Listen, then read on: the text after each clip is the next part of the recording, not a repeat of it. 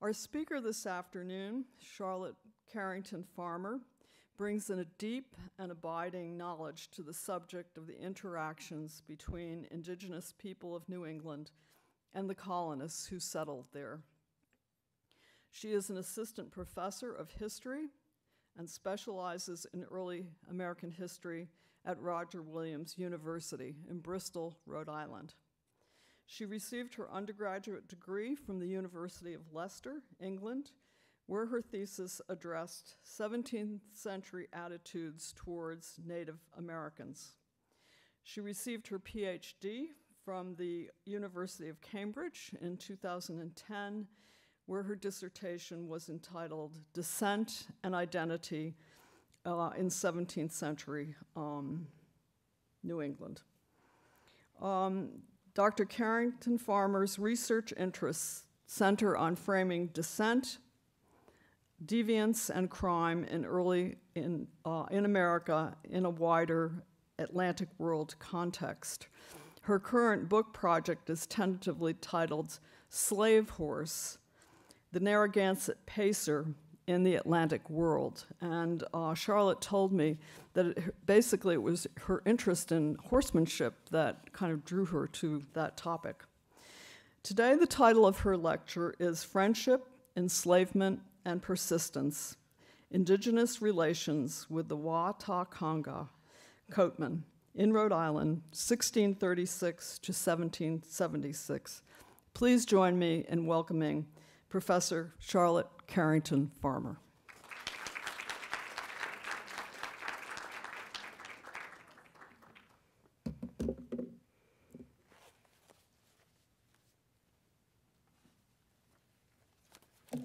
Thank you so much for having me here this afternoon. I'm really looking forward to talking to you a little bit more about this idea of Native Americans living in Rhode Island. I'm going to talk to you about a couple of different issues. I'm going to start off this afternoon by talking about the pre-contact period and the field of Native American history and some of the problems and challenges with that field. I'm then going to talk to you about the moment of contact between colonists in Rhode Island and Native Americans. Then I'm going to weave you through the 17th century and then end with a few 18th century case studies. Throughout the period of history before the United States declared its independence, the vast majority of North America was neither English, nor French, nor Spanish territory. It was Indian country, and Europeans often used the term American to describe the descendants of the original inhabitants. For 3 centuries after Columbus, native people controlled most of eastern North America and indeed profoundly shaped its destiny. This lecture will try to keep this in mind by placing native people center stage throughout the narrative. Historian Dan Richter coined the phrase facing east from Indian country, which is now actually the title of a great book that he wrote that I recommend. And this idea of facing east is what I'll try to do with you this afternoon. The traditional narrative of Native American history tends to face west. We start in Europe and we travel westwards across the Atlantic Ocean until we hit the eastern shores of New England, and then we move across the Atlantic as we look at westward expansion, and the story ends on the west coast with the Pacific. What we'll try to do this afternoon is to imagine that we're Narragansett or Algonquian and sit on their shoulders as much as we can as they see the arrival of these short, squat, bearded, and probably quite smelly men who've arrived after a couple of months at sea and try to understand history as best we can from their perspective. However, though, this is much easier said than done. The sources that historians have to work with are both limited and challenging. For the most part, the Indigenous people did not record their history in written documents, as theirs was primarily an oral tradition. In addition to working with oral histories, historians of Native American history often work with pictographs and also archaeological artifacts. The written sources that we do have for this period come almost exclusively from Europeans, who not only misunderstood the Native Americans, but carried on those misunderstandings in their written sources. And some historians argue that it's just too problematic to even try to use written sources to understand Native American history. A really interesting example from New England is when the English colonists arrive in Massachusetts and Plymouth, they write at length about how lazy the indigenous people are, the men in particular, because they just don't simply understand the culture. They saw the men just spend their time hunting and fishing, and to European eyes, these were the leisure pursuits of the rich man. So they saw the women out at the field harvesting the crops, etc., and they presumed that the men were just lazy, letting the women do the work. So this is a real problem with using European sources.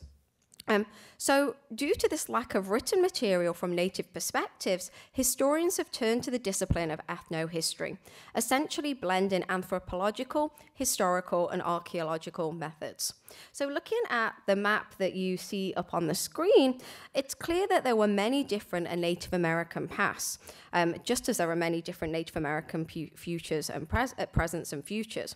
So as you can see, indigenous communities varied considerably by the nature of their economies. You can see up here, these are the two tribes I'm going to be talking about today, the Narragansett and the Wampanoag. You can see their economy is so very, very different. They lived off the water, harvesting stuff from the ocean and the rivers, but also were horticulturists and planted crops as well. Very different to what's going on down in modern-day Florida, where they're orchard-growing alligator hunters. And you have a whole range of different economic pathways in between these 2 points. And this map is from 1515. So in addition to the diverse economies, it's very clear that their populations were very different sizes and indeed the central characteristics of their cultures. Also, the languages that different Native Americans spoke were very varied. More recent scholarship has not only acknowledged this diversity, but has worked hard to place more emphasis on what's termed as agency and less emphasis on victimization. So without denying the terrible traumas and costs of the Indian past, some of which we'll talk about this afternoon, scholars now give greater weight to the ability of Native individuals and communities to adapt, survive, persist, and even prosper. So my talk this afternoon will focus on what generally are known as the Eastern Woodland tribes, who spoke different variations of the local Algonquian dialect. More specifically, if you look on this slide, I'm going to talk about the two tribes that I just mentioned, the Narragansett and the Wampanoag, who lived and still live in present-day Rhode Island. You can see here then, even within these two tribal groups, there are different sub-tribes within them. So again, I'm going to be talking about the Wampanoag, but at times I'm going to be talking about the Pokanoket, I'm going to be talking about the Patuxet. So even within these broad tribals, there are distinct differences. So for native peoples then, history did not begin when Columbus discovered them in October 1492. For them, it began when their ancestors fell from the sky, the Iroquois, emerged from under the earth, the Pueblo, Navajo, were transformed from ash trees into people, New England Algonquian, or entered North America via the Bering Strait from Siberia, according to some archaeologists. So countless generations of Indian people settled the land and developed ways of living on it. They built communities, maintained relationships with their spirit world. What Columbus discovered was not a new world, but another old world, rich with diverse peoples, histories, communities, cultures. Pre-Columbian Americans, the Americas were teeming with people, as many as lived in Europe, if not more, who spoke hundreds of different languages, shaped their environments, and organized their societies in a variety of ways. They lived in huge cities as well as small villages. They developed local economies as well as long-distance trade networks. They already had American histories dating back thousands of years. So let's talk about that moment of contact then. So when the Europeans came across the Atlantic, we know that they brought disease with them, which had absolutely devastating consequences for many indigenous communities. Across the Americas, up to 90% of the population was wiped out. And some have called this nothing short of biological warfare and genocide. So if we focus more on New England, these devastating epidemics really hit home between 1616 and 1619. You can see on the screen then how many different Englishmen who came to New England interpreted this as a sign as God's blessing for them to settle the land. Thomas Morton, who settled an Anglican settlement and erected a maypole and really did upset the Puritans in the area in modern-day Quincy, Massachusetts, he wrote that the hand of God fell heavily upon them, and he describes at length in his book, New English Canaan, how he found bones and skulls, and there was no one left to bury the dead. John Smith, who'd actually once seen the thriving populations of Massachusetts Bay, heard of their demise, and he believed, and I quote, "God had laid this country open to us and slain the most part of the inhabitants by cruel wars and mortal disease." William Bradford, governor of Plymouth Colony, argued it pleased God to visit these Indians with a great sickness. John Winthrop, governor of Massachusetts, he said, "God's hand has so pursued them as for 300 miles space, the greatest part of them are swept away by smallpox. God hath hereby cleared out our title to this place." And I need this Massachusetts context so you can be clear of how different Rhode Island was. So entire towns were wiped out, and throughout New England, around 75% of the population died. And in many places, there was no one left to bury the dead.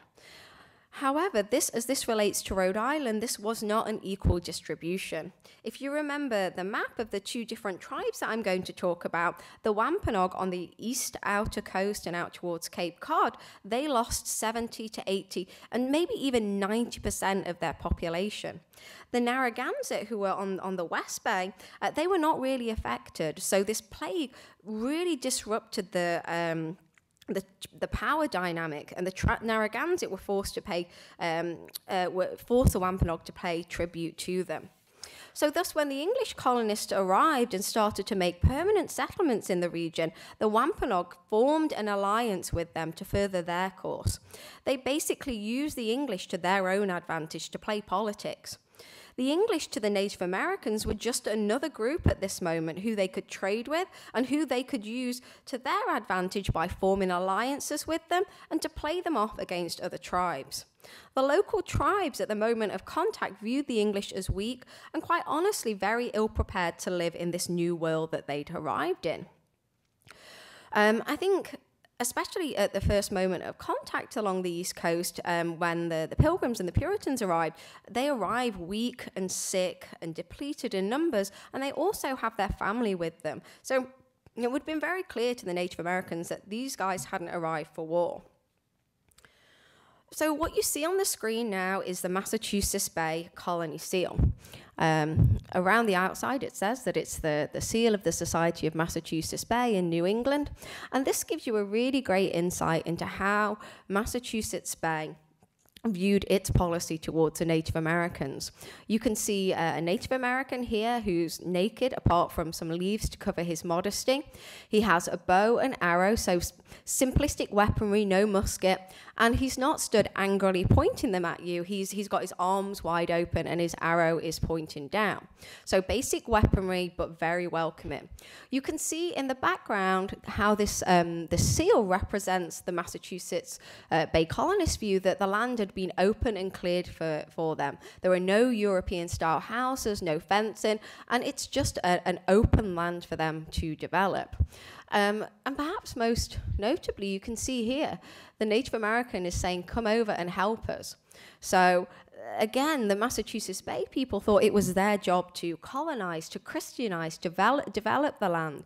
And I think this is just so, I don't know, it just speaks to me, I think, because one of the things we talk about is the lack of Indian voices from this time. And you can see really from the word go in Massachusetts that they're silencing the Indian. They're writing the story and they're literally putting words in their mouth.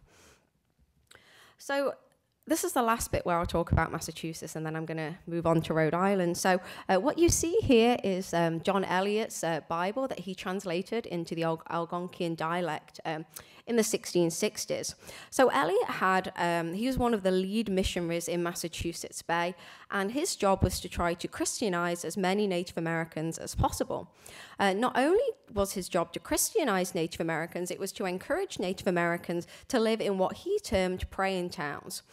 In the praying towns, they would worship the Protestant God, they would cut their hair, they would live in European-style houses, and they would also revoke any allegiance to any former religion and also any family members.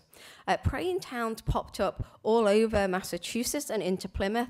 Perhaps the most noteworthy is Natick, which had over 145 residents at one time. This is really in direct contrast to what plays out in Rhode Island. There are no praying towns in Rhode Island, and Roger Williams is highly critical of the work that John Eliot does. So let's turn a little bit more to Rhode Island then. Providence was founded in 1636 when Roger Williams was banished out of Massachusetts. Williams had arrived in New England in 1631 with his wife Mary aboard the Lion.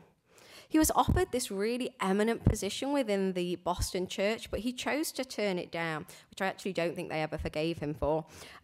He then moved around quite a little bit. He moves quite quickly up to Salem and then back down to Plymouth and back up to Salem. And he always seemed to be at odds with both the separatists in Plymouth and also the Puritans in the Bay Colony. He was banished out of Massachusetts Bay in October 1635 for new and dangerous opinions. And one of those new and dangerous opinions was acknowledging the rights of Native Americans to the land. Williams had certainly befriended members of the Narragansett and the Wampanoag prior to his banishment in 1635, and he'd also built up a reputation as a trader. So when Williams fled in the midst of a storm in the early months of 1636 to avoid being sent back to England, it's most likely that he found refuge amongst the Wampanoag through the winter. And by the spring of 1636, Williams had found a new place to settle, along the banks of the Seekonk River in present-day Rumford, Rhode Island. Williams, with a small group of followers at this point, began to erect houses and plant crops. But after only a month or two in the spring, Plymouth decided that Williams was within their bounds and asked him to move. So Williams took a canoe and crossed the Seekonk River and landed in what's modern-day Providence. And he later proclaimed that he called it Providence because it was God's providence that had allowed him to land safely there. And as the story goes, when he landed in Providence, he was greeted by the Narragansett chiefs, Canonicus and Miantinomi, and they said to him what you see on the screen here, which is "What cheer Neetop." And this is a combination of 17th century English and 17th century Algonquian dialect. So what cheer is the English for what cheery news do you bring? And then Neetop, as you can see on the screen, is the word for friend. I'm actually starting a bit of a revolution at Roger Williams University, trying to get all of my students to greet each other with "What cheer Neetop." We actually got the president of the university to say it on film the other day. So it's a really important phrase because it shows that when he landed in Providence, they were greeting him as a friend. This is a very informal greeting between friends. This is not a formal greeting. And it shows that he already had this reputation and relationship, not only with the Wampanoag who'd sheltered him through the winter, but also the Narragansett who allowed him to settle in Providence. And I think William's early life in London before he migrated over did set him up to work well with the Native Americans. His father had been a merchant tailor who had dealt in quite expensive and elaborate cloth. And what we think is that Williams actually went down to the London docks along the Thames with his father and learnt the importance of bargaining and trade skills, but also how being able to converse with someone in their own language could get you ahead with a trading deal. We see his skills as a linguist start to emerge quite early. He is one of only 8 scholars to enter Pembroke College in Cambridge on a language scholarship for Latin, Greek, and Hebrew. And we know that the area of London that he grew up in, St. Sepulchre, is his parish church, which is right near the area of Smithfield where religious heretics have been put to death for many years. So I think this idea of his dealing with religious persecution and the importance of trade and learning languages is something that settled with him quite early on in life.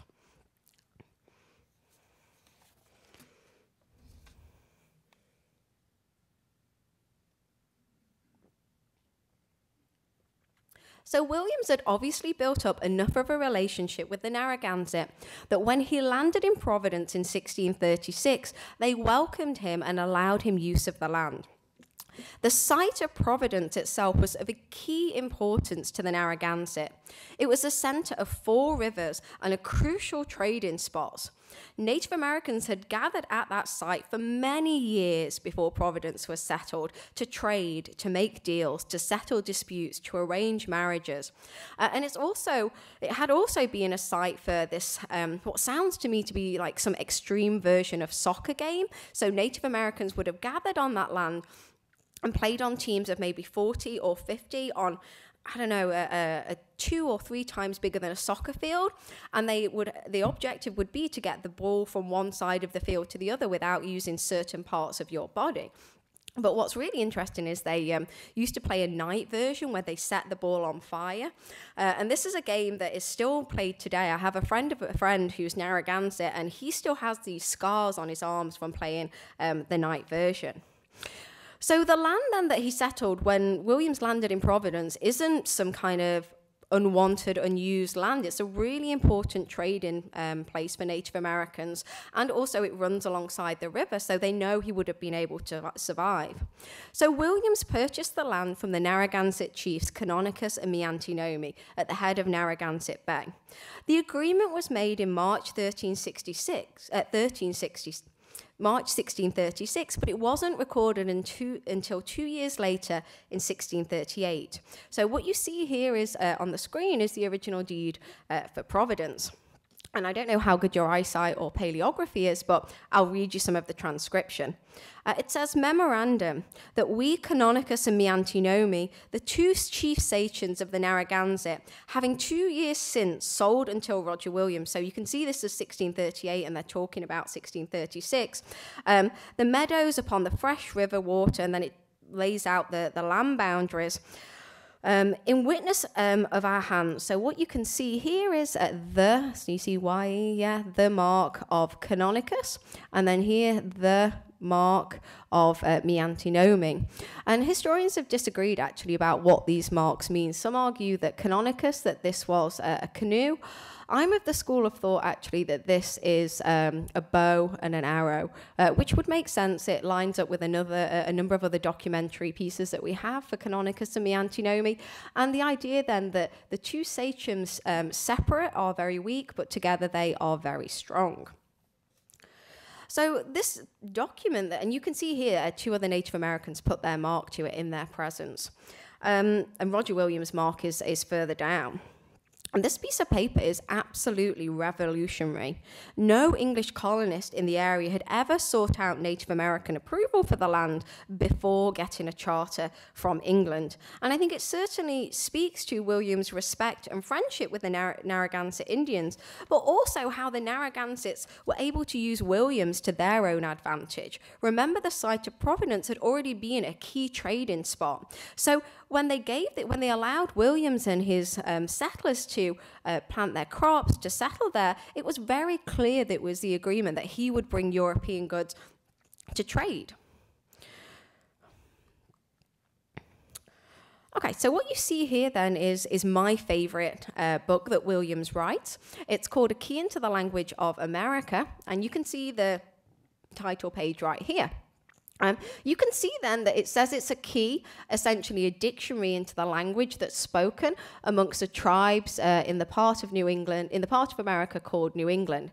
But this book is way more than a plain dictionary.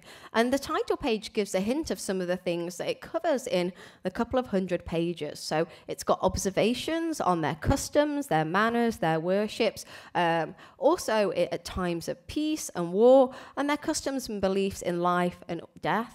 It also talks about their spiritual observations, and you can see on the cover page who his intended audience is. So it says here, look, upon all occasions, to all the English inhabiting those parts, okay, in this pleasant and profitable place, okay? So it's a dictionary for people who live in the area, who want to trade, who want to meet with other Native Americans. But the fact that this is published in London in 1643 highlights that Williams actually had another agenda for this book.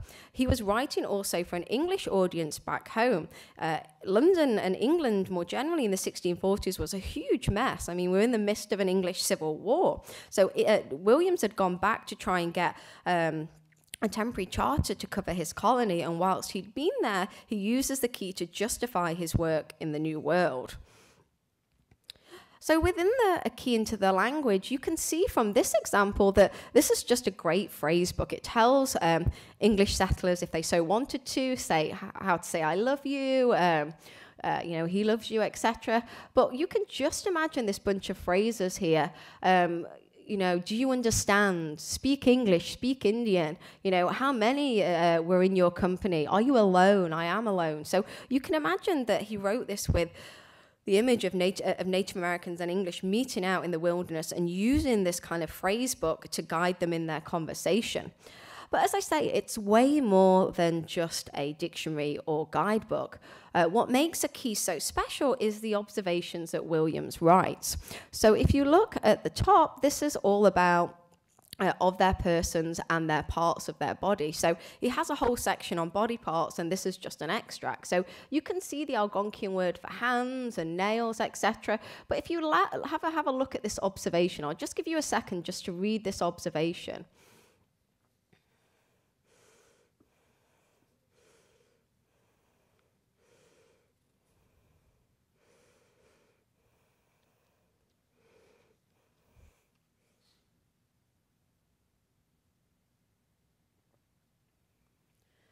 So what you can see is here, Williams observes that they are much delighted after battle to hang up the hands and the heads of their enemies. And so when we talk about King Philip's War a little bit later, I mean, one of the accounts you hear of is Native Americans walking around with necklaces of severed fingers around their necks. So, Williams writes of times of war and peace. And it's so interesting that this is within the section of the body parts. So he's talking about the words for body parts, and then he writes a description of what happens to hands and fingers. But then you can see he goes on to this kind of dictionary bit in the middle where it talks about the word for a belly and feet and all of these kinds of words here. But right here, you can see that he records the Algonquian words for white and for black or swarthish. So this is not in a section where he's talking about the colors of the rainbow. This is clearly in a section that's about parts of their body, okay? So he's talking about skin color. So it's very interesting that the Algonquian-speaking people, the Narragansett perhaps in this case, had a word for white, and they had a word for black. And he carries on with this in his observation. So if you look there, it says observation. Hence they call a blackamoor themselves are tawny by the sun and their anointings, yet they are born white. And this observation, I think, tells us a couple of things, okay? The first thing is if you look down here, you see the word for coal black man. And this bit here, look, they've got this word blackamoor. It's very clear that the Algonquian-speaking people in the 1640s had words for black and white. They had a sense of African slaves that were in the region, and they had words to describe them. Then you get a sense of Williams' view of Native Americans, that he believes that they are actually born white, and the only reason why their skin color is different is because of the sun that actually shines in New England, unlike England, and also the anointings, perhaps with walnut husks, okay? So you get a sense of just a glimmer through Williams' observations of how Narragansett and Wampanoag saw the world, and then you get a sense of Williams' views as well. What you can see here then is a chunk from a key that is from the section on news and discourse. And you can see just a few key words. What I want to show you here, though, is this bit here and this first part here. These are two of the most famous lines from this book, perhaps two of the most famous lines that Williams ever writes. And they are two of the lines that get used repeatedly to justify that Williams was a great friend to the Native Americans. He saw them as equal, and it was a really great mutual relationship. So you can see here from the top quote, it says, right here, nature knows no difference between Europe and Americans in blood, birth, and bodies. So everyone's the same, right? God having of one blood made all mankind, so everyone's equal in the eyes of God. If you notice, here he's using the word American quite clearly to talk about Native American. Right? In no way did Williams or any of his colonist friends in the 17th century think they were American. They were Englishmen or Scotsmen. Okay, so you see this great example of, in the 17th century, they described as American.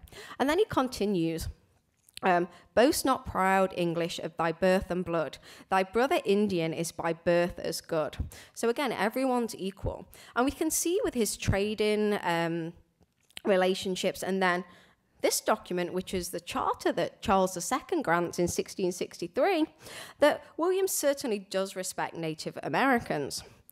So whilst Williams was friends with the Massachusetts Bay governor, John Winthrop, even after his banishment, and he does correspond with Winthrop at length, the Bay colonists and the Plymouth colonies were unhappy with the types of people that seemed to be arriving in great numbers in Rhode Island, in both Providence and also on Aquidneck Island down in Portsmouth and Newport. I mean, Rhode Island at this time is known as the sewer of New England. It gets this nickname of Rogue Island because all of the undesirables that settled there. Therefore, Williams realized quite quickly as the 1640s turned to the 1660s that in order to stop their rivals in Plymouth and Massachusetts from taking their land, they would need to get a royal charter.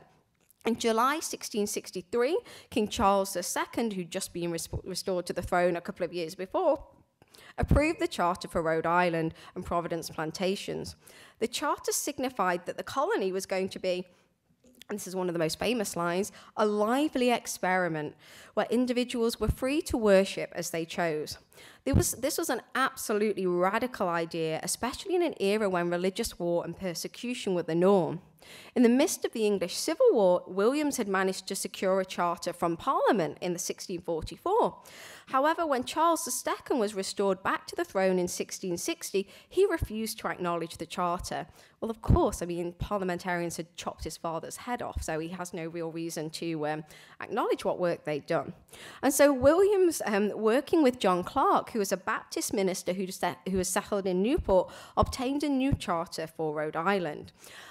So these are the really famous lines from it. You see that it's a lively experiment, and you see how no person within the colony is going to be, challenged or molested or punished or anything like that for differences in opinions on matter of religion. And then everyone here has got their own free matters of religion in terms of judgment and conscience. So this is what makes Rhode Island so unique in the 17th century. One of the things that gets overlooked, though, in the charter is its provisions for Native Americans. So you can see here this first bit is not that exceptional. It just talks about how Providence is named Providence because of God. But if you look from this point onwards, I'll give you a second just to read from where it says consent of the said natives, just to read to the end.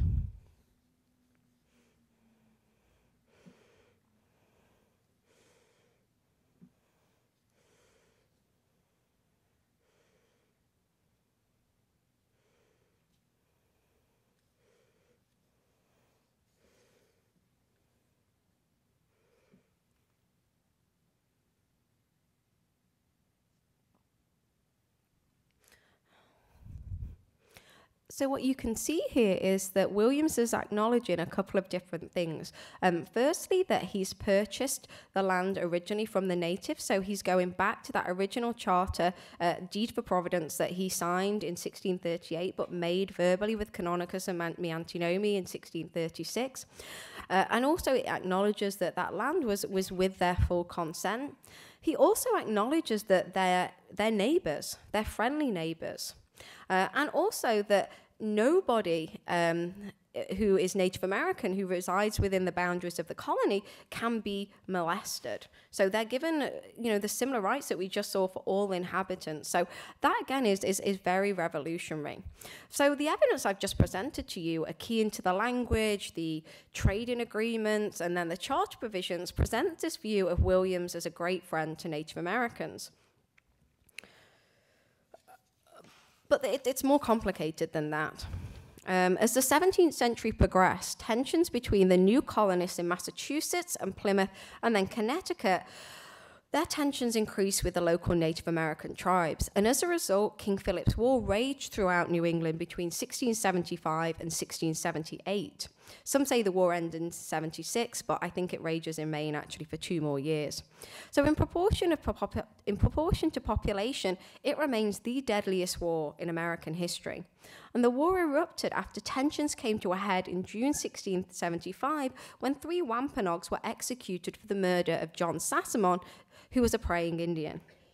The New England colonies, Massachusetts, Plymouth, Connecticut, and Rhode Island, and their Mohegan and Pequot allies fought against an alliance that included tribes such as the Wampanoag, the Narragansett, the Nipmuc, the Abenaki, etc., etc., etc.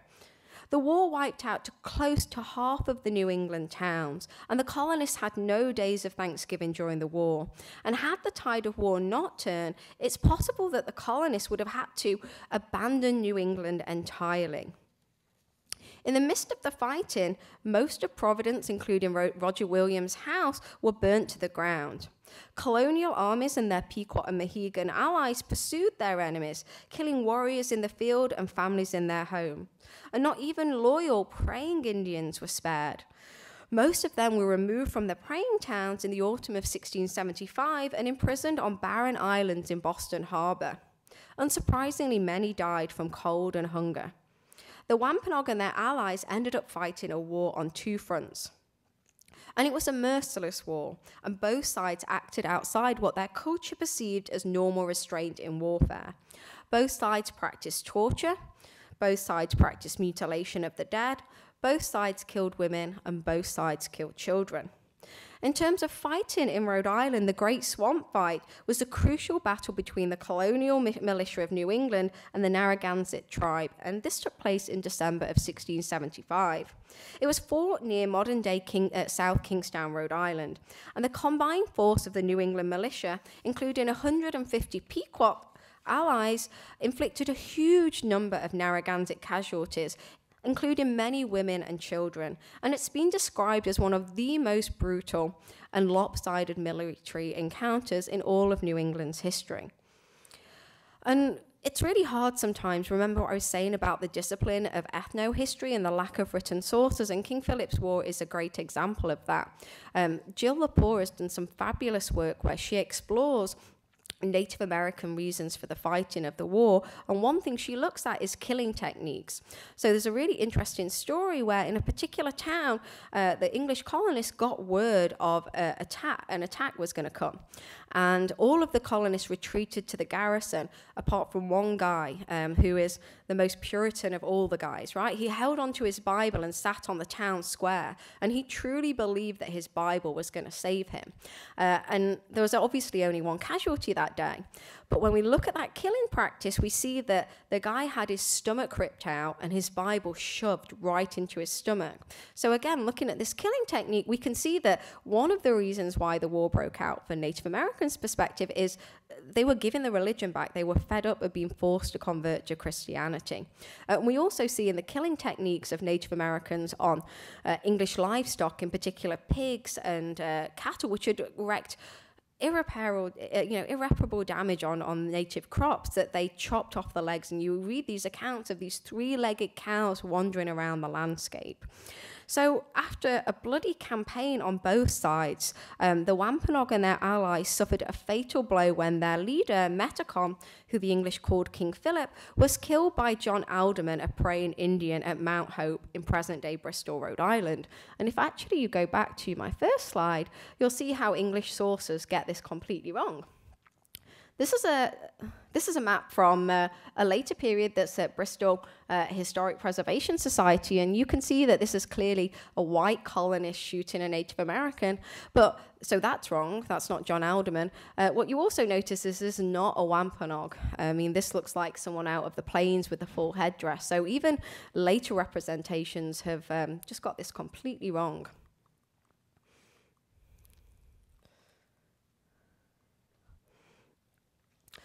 So Philip's killed in August 1676. His severed head was then paraded throughout the streets of Plymouth, and a day of Thanksgiving was held to celebrate his death. Notably, his predecessor, Massasoit, had actually been at the first Thanksgiving with the Pilgrims, and just one generation later, we see that the reason why they're having a day of Thanksgiving is to celebrate his death. And he attends a Thanksgiving, but it's just his head on a stick.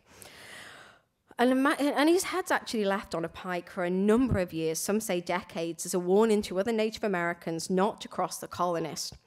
And some historians argue that Metacom's death is the end of the war, but really it does carry on up in Maine for a couple more years. So, as we know, he's dead, the leader's dead, but what about the remaining warriors? Well, Rhode Island and the other New England colonists decide to sell the remaining warriors into slavery to prevent a further uprising. So whilst Metacom is executed, his son, who's only 9 at the time, is sold into slavery and shipped to Barbados. So what you can see on the screen then is an excerpt from the end of the war in 1676, courtesy of Rhode Island Historical Society, which is a 2-sided letter that details Rhode Island selling slaves, Native Americans into slaves. You'll notice that Roger Williams' name is right at the very top of these. And I'll read you the transcription excerpts. So, we whose names are underwritten, being chosen by the town to set the disposal of Indians now in the town, do but trust, empower, and fully authorize Captain Arthur Fenner, William Hopkins, and John Whipple Jr. to hire and procure a boat to transport the said Indians where they may be sold. So I have this debate with my students all the time. How do we reconcile someone like Roger Williams, who seemed to have genuine friendship with a number of Native Americans and who respected them and traded with them and saw everyone as equal in God's eyes, when he puts his hand very clearly to selling a number of them into slavery? And that's a really difficult question to answer. I think it's because it's the end of the war. It's a military objective. He doesn't want angry fighters still in the colony, that there could be a possible uprising. I don't necessarily think at this point it's a racial decision. If you know, the English actually use Ireland as a model in the 16th and 17th century to kind of practice their colonial models. And also in the 17th century, England and Scotland are at war, and Scottish prisoners who are captured at Dunbar actually are shipped to Massachusetts Bay as servants and forced to work in the ironworks. So this is a model for war that the English have used, both in Ireland and Scotland. So I'm probably going to talk for another 5, maybe 10 minutes or so, and I want to just kind of bring in a couple of stories from the 18th century before concluding with a few remarks about the Wampanoag and Narragansett today. So slavery did persist in New England amongst Native Americans throughout this 18th century, but different kinds of slavery emerged. Linford Fisher at Brown is working on a great book right now on Indian slavery in New England and also in the Caribbean, and he's actually giving a talk at Roger Williams University in Bristol on the 9th of December if anyone's around or interested. So what you can see here is an advert from the Newport Mercury on the 10th of March 1766, and this is an advert that I came across with my current work, and my current work, as you heard, is about the horse trade in 18th century Rhode Island. And what I realized very quickly is that the horses that were bred on the West Bay of Rhode Island, in South Kingston, Wickford, Point Judith, that whole area of the West Bay was plantations in the 18th century, in which Native American and African slaves were in charge of raising these horses. These horses were then directly traded for African slaves. You see the transactions in the merchant account books. And then they were then shipped to Barbados, Jamaica, Suriname, St. Lucia, all around the Atlantic world to work on the sugar plantations with slaves and Native Americans again. So my research pulled up this great document from the Newport Mercury, and it shows, I came across it because it talked about an Indian boy, a 14-year-old Indian boy named Samson Sadhu, because it describes quite clearly how he'd been working closely with horses. You can see here that here, look, this is a bit I was interested in. He'd been kicked in the face by a horse, which had broke his upper jaw and knocked out his teeth. So what the advert reveals then is how Native Americans were involved in raising horses, and it also shows how he'd ran away, how Native Americans did not simply accept their fate as slaves in the 18th century. So the more I dug around with this project, the more I became interested in different kinds of documents. And I was really curious when I looked at the Rhode Island census for 1730, which lists in Westerly 56 Negroes in 1730 and 250 Indians. North Kingstown listed 165 Negroes and 65 Indians, and South Kingston 333 Negroes and 225 Indians. So this led me onto the work by two great historians, you can see up on here, who started to work on using traditional written records, but also oral traditions. And they started to explore how the hardship and oppression by Native Americans, and in particular the Narragansett, in the 18th century. Their work really showed very clearly to me some of the problems with the written documents that I was working on, looking at the plantation records. Because in the early 18th century, it became very clear that you never see the particular tribe written down. You never really see Wampanoag or Narragansett. You simply see Indian or maybe Musting. But as the 18th century progressed, this work really revealed to me how Indians as a collective term had started to be written out completely of the record. And they argue that it's a form of documentary genocide. So in the record, you don't see Indian anymore. You simply see black or Negro to designate this just general non-white category. So I've got a couple of examples that you can see up on here. So in October 1793, John Aldrich, who was a physician, brought a lawsuit against a Narragansett Native American named John Hammer in Hopkinton, Rhode Island. So Aldrich wanted payment from Hammer, which was 3 1/2 shillings for medical care that he'd provided the year before. The official warrant for Hamner described him as, and I quote, a black man and a husbandman, both of which are incorrect. Hamner appeared before Justice Abraham Coombe, and he asked for a reduction in the charges because of the error in his racial designation. Hamner pleaded he is not a black man, but an Indian. The judge just completely overruled his objection, and he tried to appeal again by saying, you've got my livelihood incorrect, and he was overruled again. So whilst this is a tale of woe, a Native American being classified wrong and then having his objections thrown out, I think this case is important. It shows that he understood the judicial system well enough to try to counter the original suit. The magistrate actually didn't dispute Hamner's identity as an Indian. In John Aldrich's account book, which was actually brought to court as evidence in the first place, he's described as John Hammer, Indian. The problem was that in the magistrate's eyes, Hamner's identity as an Indian did not clash with his official designation as a black man. To the magistrates, Hamner had been described appropriately, just by a term that described a non-European skin in a general way. So this was not a one-off case, and you can see a couple of examples here. This is Benjamin Austin, who in 1767 was described as an Indian, and then the same person described him as a mulatto fellow a couple of years later. You see Sarah Hill, an Indian or Mistee woman, who's described that way in 1784, and then quite clearly described as a Negro in 1791. So these are quite negative stories I'm telling you at the moment, but what I want to stress, though, is Native Americans in Rhode Island did thrive and survive and persist. Not all of them were helpless. They were able to celebrate together, enjoy weddings and funerals, and at times they were able to unite to try and beat the system. And I want to end with just a couple of stories from today.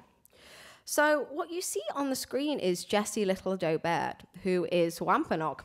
She works out on the Cape, and she has worked to revive the Wampanoag language, which had not been spoken for many generations. She worked with MIT, and they used the John Eliot Indian Bible that we saw earlier to decode that language and to apply that to the Wampanoag language.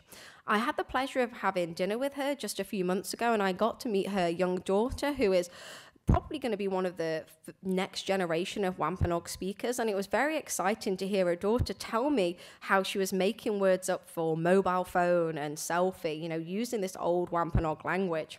So we see great stories right there. The Narragansett story is it's complicated.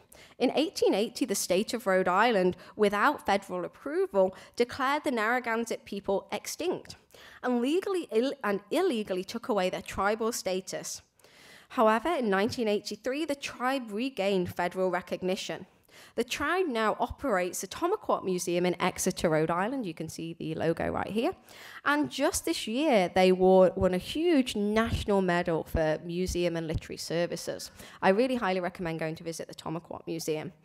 So thank you so much for hearing me speak this afternoon. I'm more than happy to take questions at the mic. I would just ask, if you ask a question, if you use a microphone so I can hear you, and I'm more than happy to take one-on-one questions if you would prefer that. Thank you.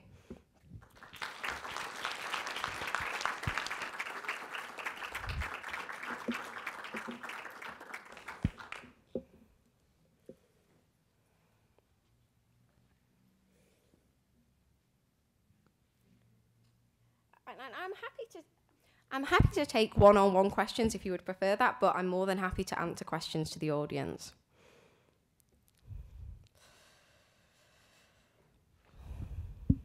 Thanks for a great talk, Charlotte. I was interested in Roger Williams' key, the page about body parts and the page about race, and when he talks about Coatmen. Yeah. And if you can talk more about what that phrase means. And, Yeah, and excellent. Who the Yeah, Coatmen that's are a great point, Brad. Thank you for bringing that up. So this was in the title of my talk. So you can see here in this observation that Brad just quite rightly mentioned.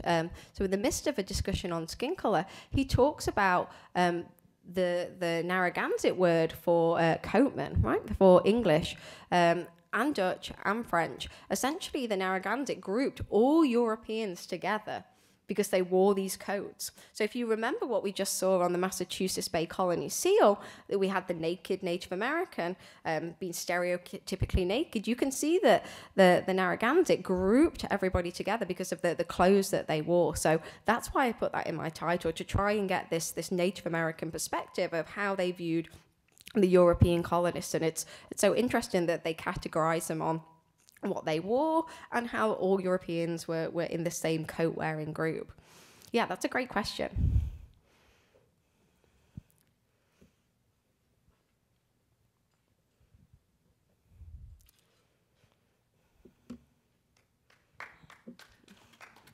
Thank you.